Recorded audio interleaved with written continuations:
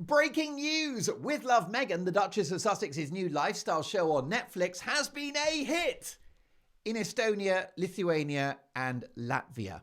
Meanwhile, viewers in the United States, Canada, Australia and Britain have been turning off in their millions, with Netflix bosses reportedly deeply worried by the negative response to the show and tumbling ratings.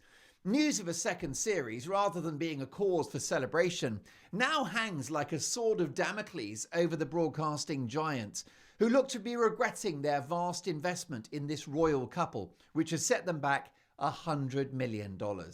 Now, just to put that figure into some kind of perspective, $100 million would pay for the production of half a James Bond film, the greatest movie franchise in the world.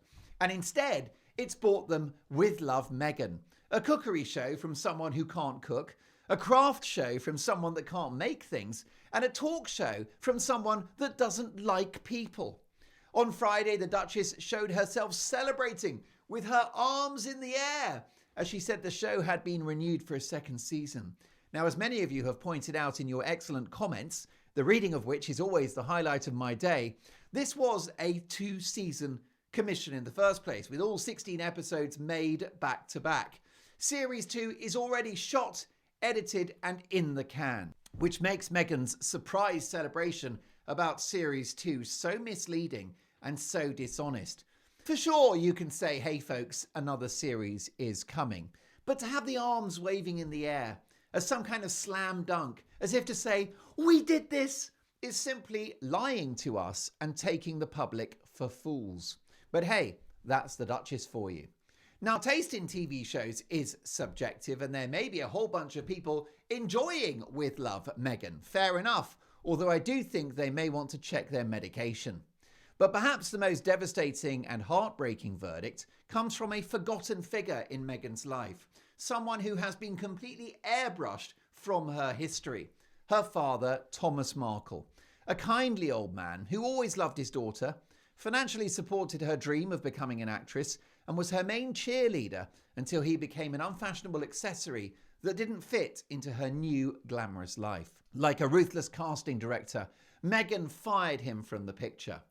80-year-old Thomas has spoken out about the Netflix show, condemning his daughter for daring to invoke the memory of Doris, Thomas Markle's mother and Meghan's grandmother, because Thomas says that whilst Doris, who died in 2011 aged 91, adored Meghan, she would be spinning in her grave as a result of her granddaughter's recent behaviour. Indeed so.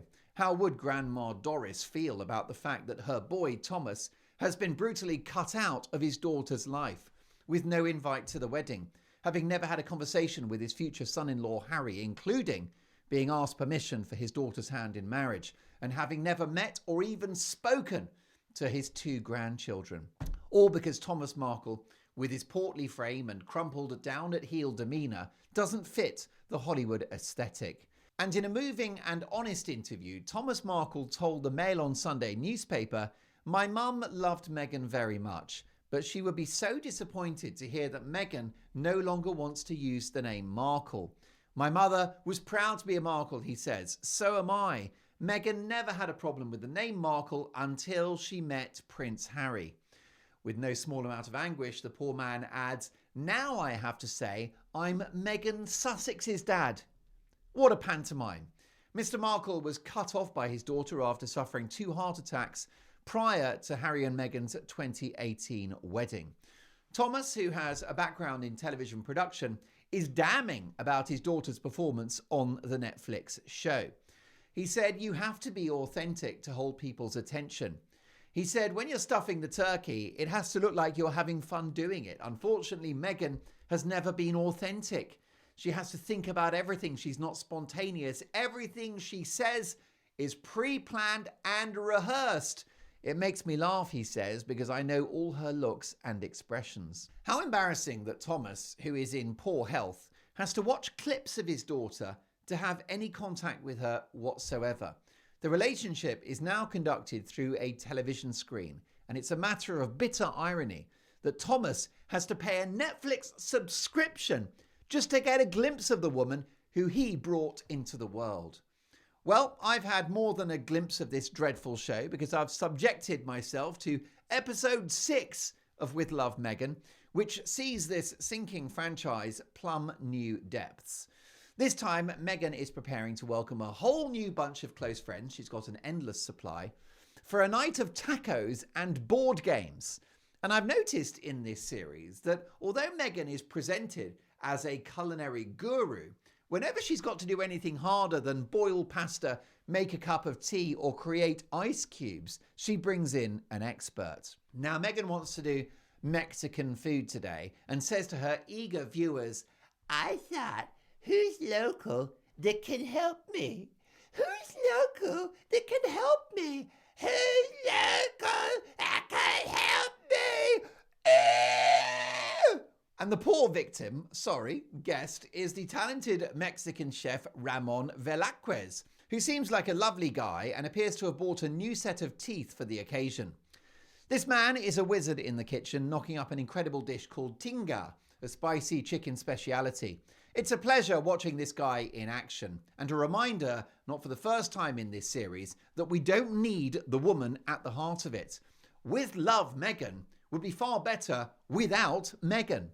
Now, when I studied history at school, we learned about something called conspicuous consumption. In the 1800s, rich aristocrats lived such publicly lavish and opulent lives that the poor could see their excesses, almost as if they were flaunting their wealth. This extravagance ultimately sowed the seeds of revolution.